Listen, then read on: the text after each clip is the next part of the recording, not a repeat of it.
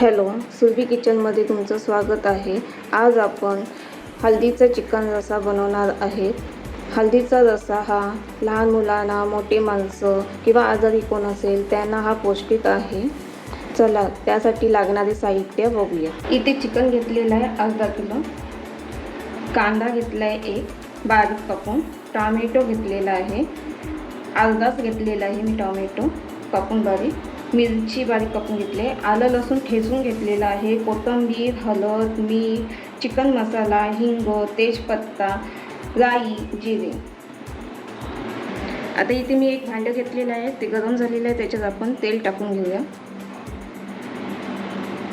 इथे मी मोठे 2 चमच मी तेल घेतलेलं आहे। आता इथे आपलं तेल गरम झालेलं आहे, त्याच्यात आपण राई टाकून घेऊया। आता आपण जिरे टाकून घेऊया, याच्यात बारीक चिरलेला कांदा लाल होईपर्यंत शिजून घ्यायचा आहे। आता इथे मी हिरवी मिरची टाकते, तुम्हाला जसं तिखट पाहिजे त्याप्रमाणे तुम्ही मिरची टाका, तेजपत्ता। आता इथे आलं लसूण ठेचून घेतलेलं आहे ते टाकूया।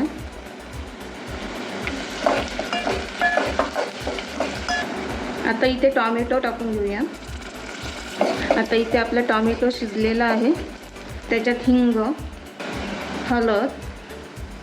हळद आणि हिंग मिक्स करून घ्यायचं आहे, चिकन मसाला।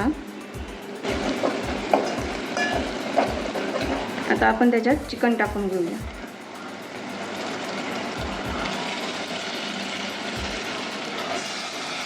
आता इथे आपण चिकन मिक्स करून घेऊया। चिकन मिक्स करून झालेलं आहे, आता आपण 5 मिनिटं असंच ठेवून देणार आहोत। आता इथे आपले 5 मिनिटं झालेले आहेत, आता आपण वाफेवर शिजून घेणार आहोत चिकन, 15-20 मिनिटं आपण वाफेवर शिजून घेणार आहोत। आता आपण झाकण काढून बघूया, चिकनला पाणी पण सुटलेलं आहे। आता आपल्याला रस्सा काढायचा आहे, म्हणून आपण वाफेवर जो पाणी ठेवलेला तो आपण टाकणार आहोत त्याच्यात।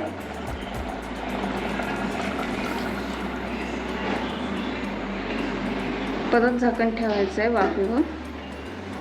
बघूया झाकण काढून, आता आपण चिकन शिजलं आहे का बघूया। हे बघा चिकन शिजलेलं आहे मस्त। आता त्याच्यात आपण चवीपुरतं मीठ टाकून घेऊया, परत मिक्स करून घ्यायचं, कोथिंबीर टाकून घेऊया।